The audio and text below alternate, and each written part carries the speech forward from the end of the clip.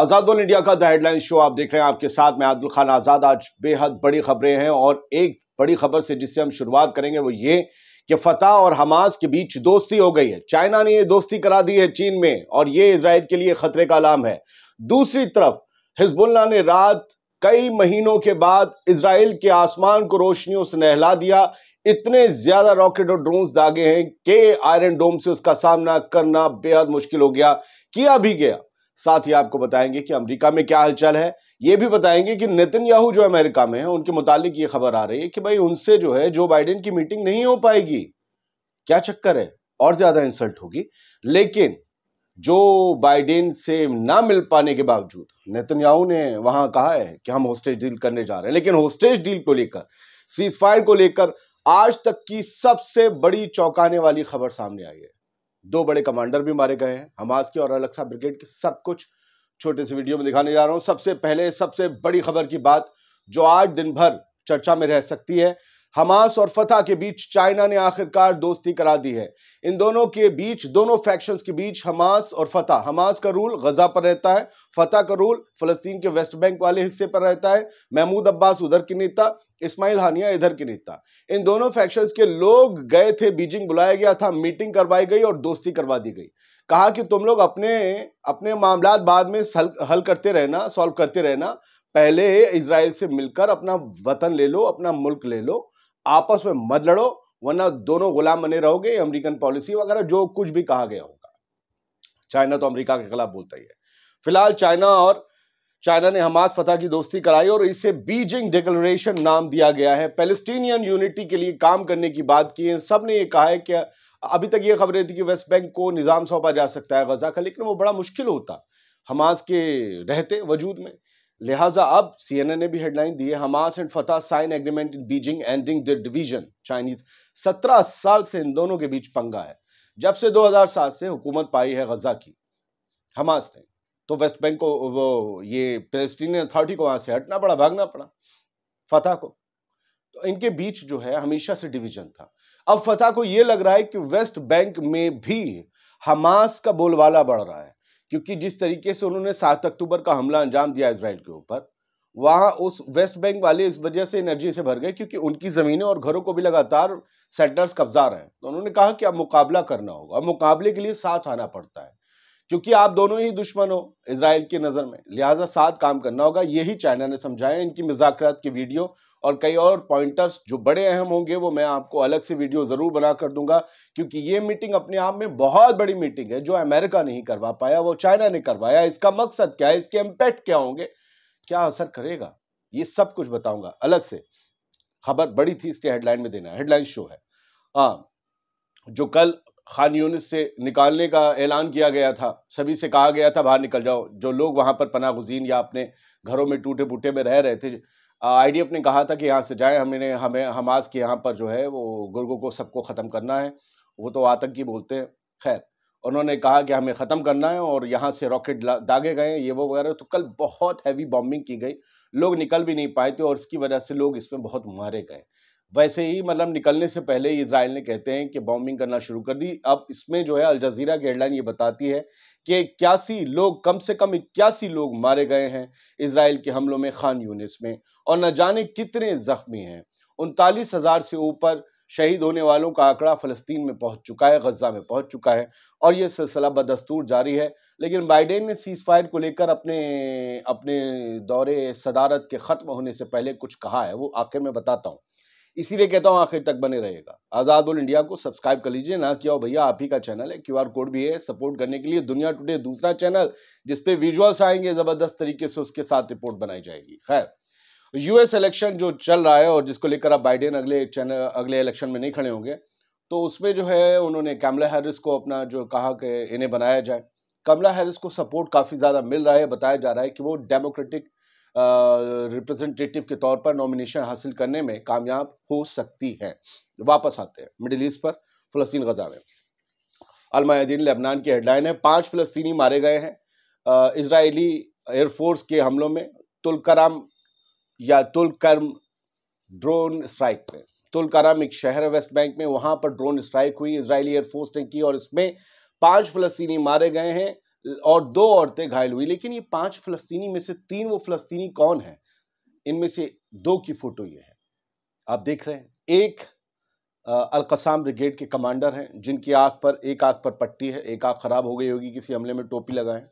और ये जो कैप लगाए हैं, ये अल-अक़सा मार्चियस ब्रिगेड के अबू अब्दो कमांडर बताए जा रहे हैं। ये अपने आप में दोनों बहुत बड़े कमांडर हैं और इजरायली फौज के खिलाफ इन्होंने कई बार बड़े ऑपरेशंस अंजाम दिए हैं।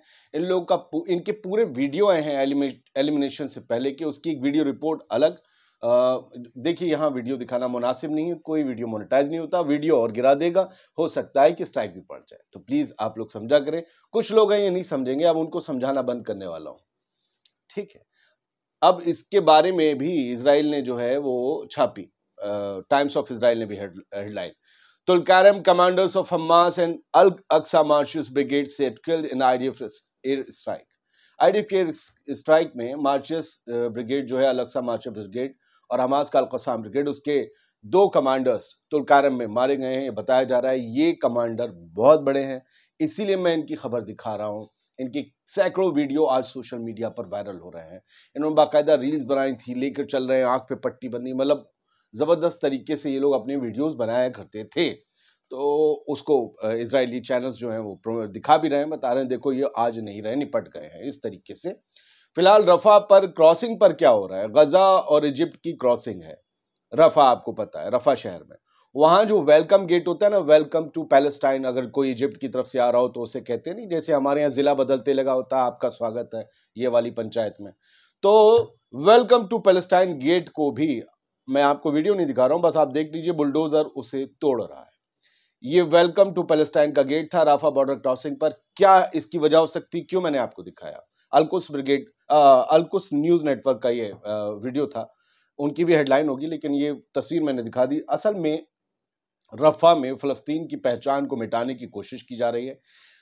रफा पर कभी फलस्तीनियों का या हमास का निजाम भी था, इस चीज को शायद खत्म करने की एक साजिश चल रही है, क्योंकि रफा और ख़ास तौर से रफ़ा क्रॉसिंग और फिलाडेल्फिया कॉरिडोर, ये किसी भी कीमत पर आईडीएफ इनको देने के मूड में नहीं है। वो इस आखिरी सरहद को भी, जिससे गजा के लोग दुनिया से जुड़ते हैं, उसे कब्जा कर अपने पास रखना चाहती है। ये बात खुद नेतन्याहू ने कही थी कि ये फिलाडेल्फिया एक्सिस या हम ये रफ़ा क्रॉसिंग इन्हें नहीं दे सकते, और ये सीज फायर की शर्त भी है।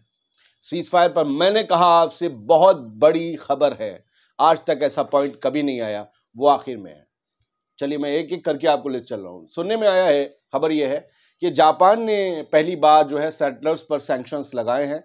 जापान की हुकूमत ने वो इजरायली सेटलर्स जो कि वेस्ट बैंक में लोगों के घरों को कब्जा रहे हैं या तोड़फोड़ करते हैं, उन सब के अकाउंट्स फ्रीज करने के, उन सब की प्रॉपर्टीज को होल्ड करने के या कब्जाने के या फिर अपने कब्जे में लेने के ऐलान किए हैं। This action is response to escalating violence against, और फलस्तीनियों के खिलाफ जो सेटलर्स के एक्शंस हैं, जो उनके हिंसा वगैरह है, उसके खिलाफ जापान ने एक्शन लिया है। इसकी तस्दीक हम अभी नहीं कर रहे हैं, लेकिन हेडलाइंस के सहारे आगे भी कर सकते हैं। हाँ, ये कंफर्म है, हिजबुल्लाह ने, ये इजराइल का i24 न्यूज़ चैनल है, उनका एक्स हैंडल है, उनके वीडियो को आप आसमान में रोशनियां देख लीजिए। ये जो 2 स्क्रीनशॉट में, ये जो एक तरफ 3-4 रोशनियां आ रही हैं, ये सब पेड़ों के किनारों से लिए गए हैं वीडियो। असल में रात भर चांदमारी बना दिया गया है। लेबनान ने इतने रॉकेट दागे हैं इजराइल के अंदर, इतने रॉकेट दागे हैं, और सैकड़ों वीडियोज आए हैं। हिजबुल्लाह ने महीनों बाद इस तरीके का हमला किया है। हर तरफ आयरन डोम इंगेज होता हुआ दिख रहा था। कई जगह हिजबुल्लाह के ड्रोन्स और रॉकेट्स ने इंपैक्ट किया है, लेकिन ज्यादातर को आयरन डोम ने न्यूट्रलाइज कर दिया। इसके दावे किए भी गए और इसकी तस्वीरें दिखाई भी गई। तो खबर आपको बता देना जरूरी है, हिजबुल्लाह के रॉकेट्स ने हालांकि जुरियल में जो है वो लगातार डायरेक्ट हिट करने के जो है दावे किए, जुरियल इलाका, और कई जगह उनके रॉकेट से आग भी लगी है। लेकिन कल बहुत बहुत बहुत बड़ा उन्होंने रॉकेट और ड्रोन अटैक किया है। खैर, हाँ, ईरान की खबर है। ईरान की IRGC जो है, ईरानियन रेवोल्यूशनरी गार्ड कॉर्प्स, उन्होंने एक जहाज को सीज किया है समंदर के अंदर, और ये उनके पानी में, उनके वाटर्स में था, करीबन उनके एक पोर्ट से 90 किलोमीटर दूर। बताया जा रहा है कि इस पे स्मगलिंग का फ्यूल था, स्मगलिंग का तेल, डीजल। पहले खबर यह आई थी कि ये UAE से आया था तेल और इजराइल की मिलिट्री के लिए जा रहा था, क्योंकि उनकी जरूरत के लिए बहुत जरूरी था ये वाला तेल। लेकिन अब ईरान ने इस बारे में तो कुछ नहीं कहा है कि यूएई से इजराइल, लेकिन ईरान की जो इरना न्यूज एजेंसी है उन्होंने इतना बताया कि एक ऑयल टैंकर को हमने जो है अपने कब्जे में लिया है।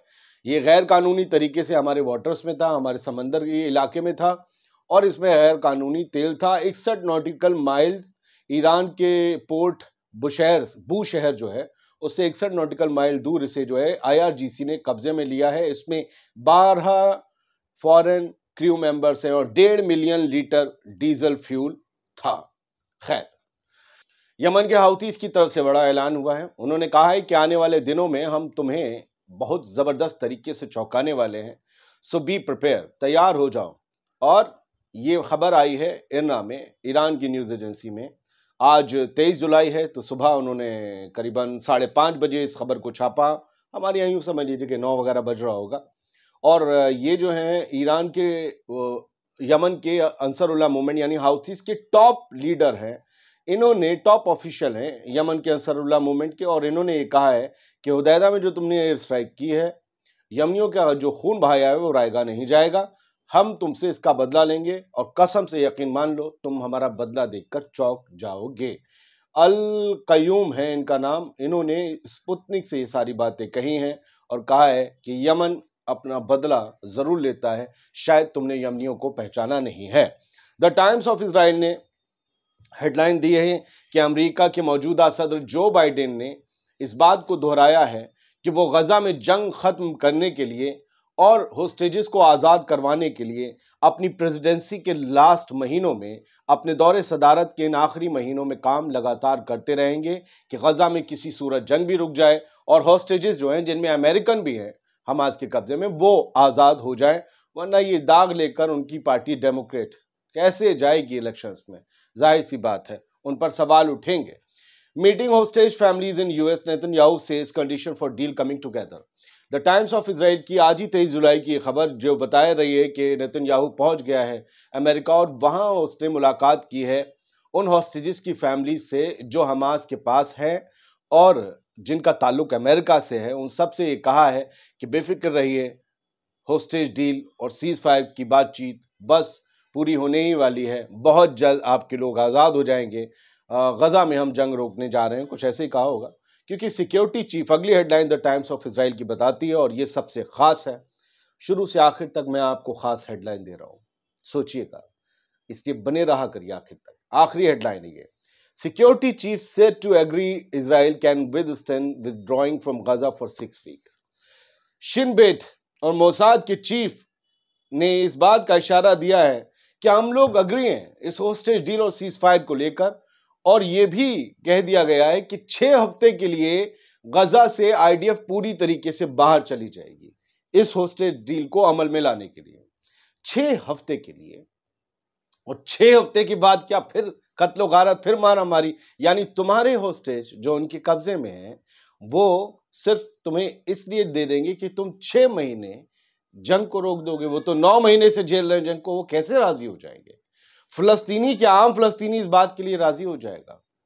क्या आप लोग सोचते हैं कि ऐसा मुमकिन हो पाएगा कि 6 हफ्ते के लिए और ये कहा गया कि इन 6 हफ्ते में हमास कोई मजबूत नहीं हो जाएगा, इसलिए जाने दो, 6 हफ्ते के लिए हम बाहर आ जाएंगे, फिर जाकर हमले करेंगे। तो ये सब कुछ हो रहा है सर। मुझे लगता है कि द हेडलाइन शो में आप लोगों को बहुत पसंद आ रहा है, मुझे ये तो पता है, मुझे व्यू से पता चल जाता है, इंटरेक्शन से पता चल जाता है। मैं ये चाहता हूं कि आप लोग शोज को आखिर तक देखें, खासतौर से द हेडलाइन शो और रात 10 बजे का दुनिया भर की खबरें। हम बड़ी कोशिश से 10-12 खबरें पढ़ते हैं, मतलब 2-2 घंटे लग जाते हैं इसमें, उसमें तो 4 घंटे लग जाते हैं। तो इन्हें देखा करें। कुछ लोग कुछ खबरों के कुछ पहलू देख कर नहीं, शॉर्ट्स देखें आप लोग, उनसे कह रहा हूं। आजाद ऑल इंडिया को सब्सक्राइब कर लें अगर अब तक ना किया हो। आदिल खान आजाद का आदाब कबूल करें। दुनिया टुडे पर जरूर जाएं, वहां विजुअल्स के साथ वीडियो मिलेंगे। कल एक रिपोर्ट डाली, कम काम हो रहा होगा, अब वहां पर क्वालिटी वर्क करेंगे, रिसर्च वर्क बहुत जल्दी शुरू करेंगे। सलामत रहिए।